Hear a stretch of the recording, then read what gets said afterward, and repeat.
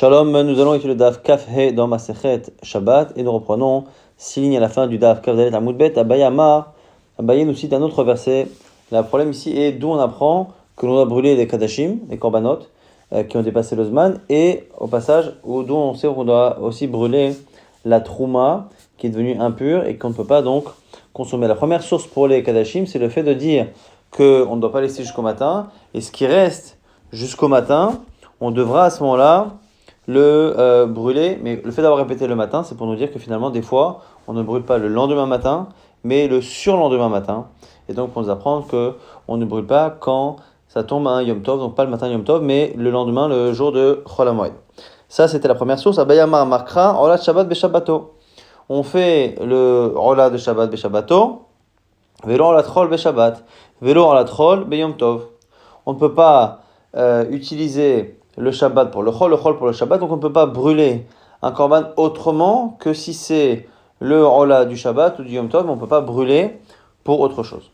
Rava Amarkra, Hu Levado Ya'aseh Lachem. Rava nous cite un autre verset, le verset qui nous autorise à préparer à manger pendant Yom Tov, c'est marqué seulement ça sera fait. Pourquoi on précise seulement ça, alors qu'on a déjà dit que on ne pourra que préparer à manger? Pourquoi seulement cela? Hu, la préparation, Velo Marcherin, mais pas ce qui permet d'en arriver à ça, donc on ne peut pas fabriquer un four, on peut simplement fabriquer la nourriture mais pas le four. Pareil, Levado Velo Mila chez l'Obismana, pareil, on fait la Mila, mais on ne peut pas faire une brit Mila qui n'est pas à son moment, et du coup on nous dit Deatia Be Kalvachomer, et du coup ici on fait un Kalvachomer. On aura un Kalvachomer parce que on sait que la Mila c'est doché la tsarat, le problème de la plaie qu'on ne doit pas enlever, on ne doit pas toucher, mais la Mila c'est doché que ce soit une Mila Bismana à ce moment ou pas, et la tsaraat, eh bien, c'est doché les korbanot, et les korbanot, c'est doché le Shabbat, donc du coup, on a une sorte de kalvachomer que normalement, la mina chez l'obismana, kalvachomer, ça devrait repousser le Shabbat, mais kamashmalan, que non. En tout cas, si on voit que même la mina chez l'obismana, ça ne marche pas, et bien du coup, on voit que le fait de brûler les kadashim, on ne pourra pas non plus les faire. Là aussi, par kalvachomer, on apprend qu'on ne peut pas les faire à Yom Tov. Rav Ashi Amar, Shabbaton. C'est marqué pour le Yom Tov et Shabbat, c'est marqué Shabbaton. Et donc on a rajouté une misa positive. Jusqu'à présent, on pensait que c'était une misa négative, le Shabbat seulement.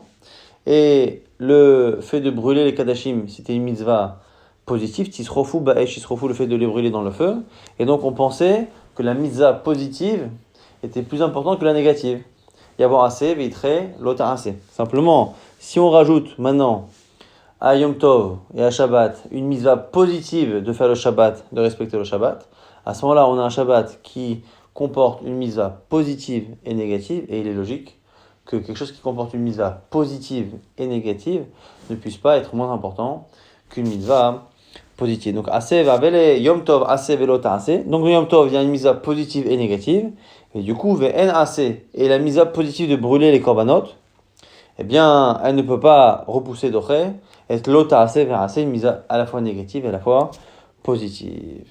Donc, Beyam Tov ou Deasi Habechol Shapiadame. L'agma dit alors, ok, donc du coup, on n'a pas le droit de le faire Yom Tov, mais par contre, on a une misa de le faire en général. Maïtama Marav, Kishem Shemiza Lisrof Akadashim, Shenitmeu Kaf Miza Lisrof et Trouma, Shenitmet. Maintenant, on revient au problème de la Trouma, dont on sait que la Trouma, on doit la brûler. C'est parce que, de la même manière qu'on a une misa de brûler les Kadashim, on a une misa de brûler la Trouma qui est impropre. Et on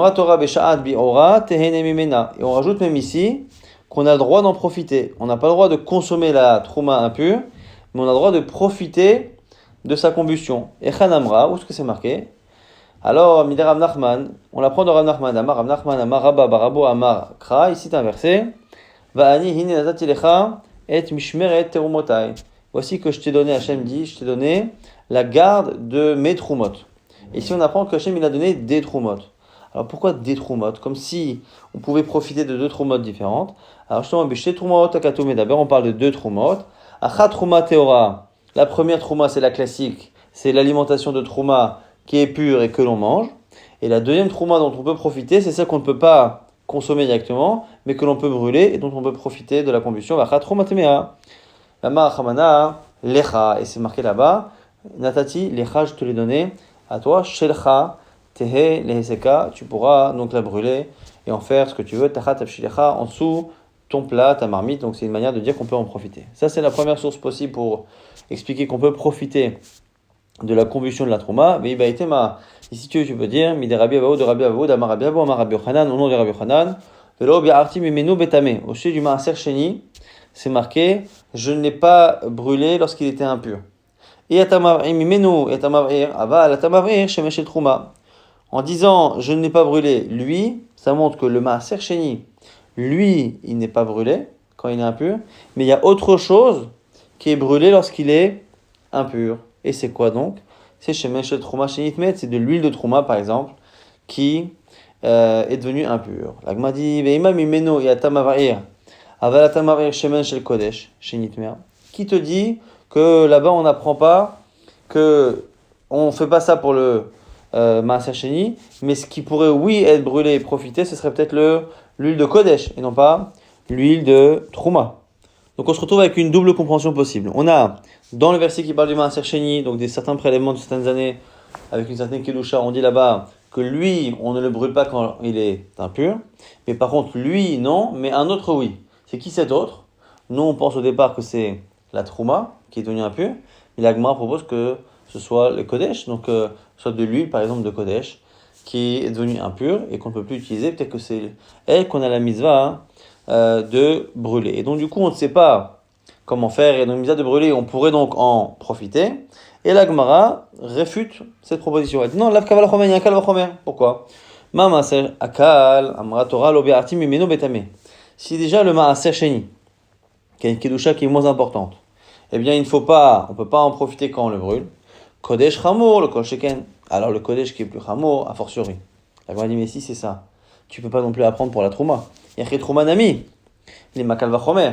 Je dirais un kal vachomer parce que la trouma, elle est plus importante et plus sainte que le maaser sheni.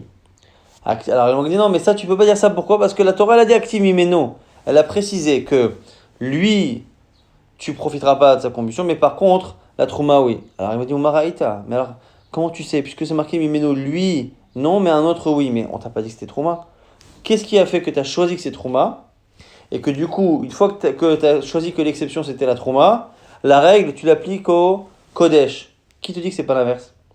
L'agma a dit, Mistabra, Kodesh, l'omima'itna. La logique, elle est de ne pas exclure ici le Kodesh pour en faire en plus une autorisation. C'est pas logique. Pourquoi? Sheken Siman, Panak Akam. Ici, les Rachetevot, les initiales des halachot particulières qui sont strictes dans Kodesh, eh bien, c'est Panak Akam pour nous montrer qu'il y a plusieurs chumrot, 6 chumrot ici qu'il y a dans Kodesh par rapport à Trouma qui justifie que finalement, si on doit trouver une kula, eh bien, c'est plus dans Trouma que dans Kodesh. C'est quoi? Pigoul. Il y a un digne de Pigoul. Celui qui fait le korban et au moment de la shrita, il a l'intention de le consommer en dehors de la période autorisée, même s'il ne le fait pas, le korban il est impur, il est pigoul. Notar, c'est si le korban a dépassé son temps. Korban, c'est qu'il a un statut bichlal de korban avec toutes les chumrot qu'il y a. Meïla, c'est qu'il y a jusqu'à Ezrikat Adam, jusqu'à ce qu'on projette le sang, il y a un digne de Meïla, c'est-à-dire celui qui en profite, eh bien, il devra non seulement en racheter, mais il devra apporter un korban Meïla parce qu'il a profité de quelque chose qui était Ekdesh. Il y a un digne de karet. Et à sur le onen, c'est interdit pour quelqu'un qui est onen, qui vient de perdre un proche, d'en profiter. Donc, karet pour celui qui mange betouma, onen interdit quoi qu'il arrive.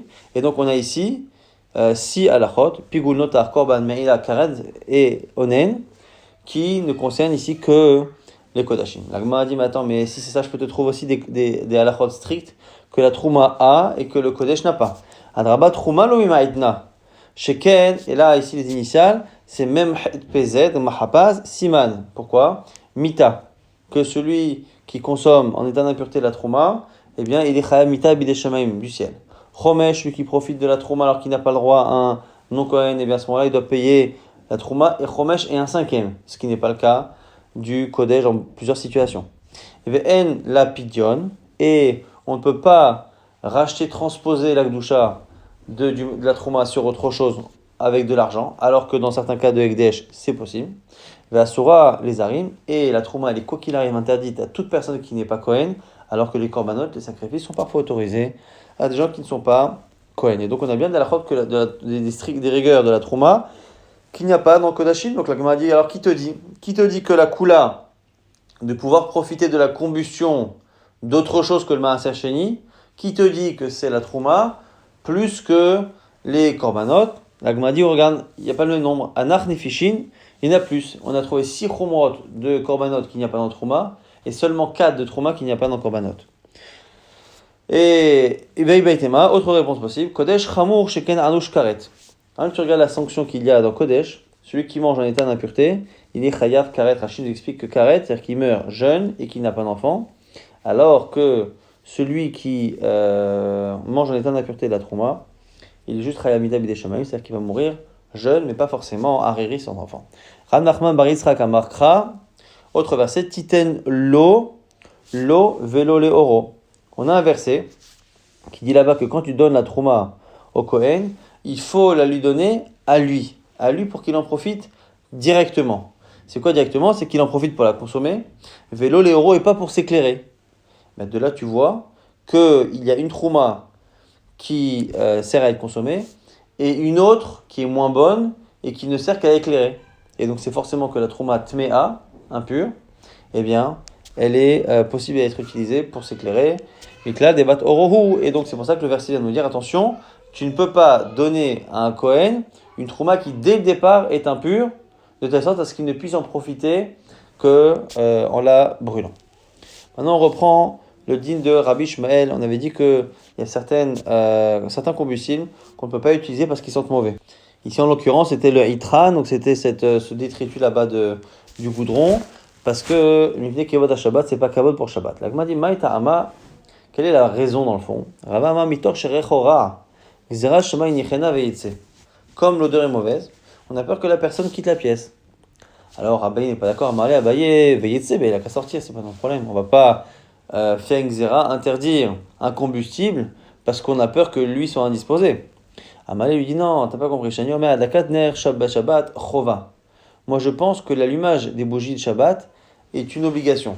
Et quand on parle ici d'obligation, c'est pas l'obligation seulement d'allumer, c'est l'obligation, nous dit Rashi, de manger dans une pièce qui est éclairée. Rashi rajoute même que la pièce doit être éclairée comme en plein jour. Elle doit être éclairée comme de jour, de telle sorte à ce que le repas soit agréable. Adakat Ner Shabbat Chova. Damar Rav Nachman bar Rav Zavda. Certains disent que c'est Rav Nachman bar Zavda, d'autres disent Vamrela Amar Rav Nachman bar Rava, le fils de Rava, Amar Rav, au nom de Rav, Alakad Ner Beshabbat Chova.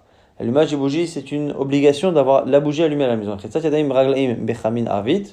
Le fait de se laver les pieds et les mains le soir avec de l'eau chaude, ça c'est Reshout.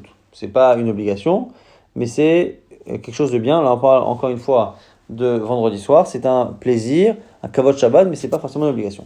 Moi je pense que c'est pas simplement un reshout, c'est une mitzvah. C'est même bien de le faire. Maï mitzvah d'Amarav, Yehuda Amarav, on cite au nom de Rav, Kachayim Minago shel Rabbi Yehuda ben Barilai. Rabbi Yehuda Barilai avait l'habitude, Erev Shabbat, Mevi'im lo Areva Mele Achamin, on lui apportait une grande bassine d'eau chaude, Verochetz, Panay, Yada, Veraglav, il se lave le visage, les mains et les pieds, Mitatev, Yeshev, Sadinim, Amtsuyetzim, et il s'assoit et il s'enveloppe comme ça de grands draps comme ça, au bout desquels il y a des tzitzit. Mais de des malach Hashem Sfakot, et il ressemblait à un malach, à un ange d'Hashem. Vayut Talmidav, Mechabim Menu Kanfek Sutan. Et les élèves cachaient les coins de leurs vêtements. Ici, les sadinim dont on parle et les vêtements qu'ils portent sont des vêtements qui sont en lin. Lorsqu'ils sont en lin et qu'on met des tzitziot donc qui sont en laine, on fait un mélange entre la laine et le lin. La Torah interdit de mélanger le lin et la laine, mais on fait nous une dracha sur laquelle certains ne seront pas d'accord, Bet Shammai en l'occurrence ne seront pas d'accord, mais Bet Hillel et la Halacha pensent que comme c'est marqué dans la Torah, là-bas dans le livre de Dvarim, c'est marqué juste à côté la misa de tzitzit, et c'est marqué aussi le fait de ne pas mélanger le lin et la laine, c'est pour nous dire que le mélange de lin et de laine est interdit, sauf dans le cas où il se fait pour faire la misa de tzitzit, pour faire les tzitzit, et donc mettre des franges de laine sur un habit en lin, on peut transgresser l'otilbash sharatnez, parce que juste après c'est marqué petilim ta'aselach. Et donc du coup, eux, on a vu qu'ils ne mettaient pas sur des vêtements qui étaient en lin, mais lui, il l'a mis sur ses sadinim, donc du coup, eux avaient honte devant Rabbi Yehuda bar Elai, et donc ils ont caché leurs vêtements. Amal, il leur a dit, Banaï, mes enfants, Lokar Sheniti Lachem, ne vous ai-je pas enseigné Sadin Betzitzit, le fait d'avoir justement ces habits-là de Sadin Betzitzit, Bet Shammai Potrim, Bet Shammai disent non, on ne met pas de tzitzit. Bet Hillel Mechayvin, Bet Hillel, ils disent qu'on est chayav. Ve Alacha, qui dirait Bet Hillel, il a comme Bet Hillel, donc qu'est-ce qui vous prend?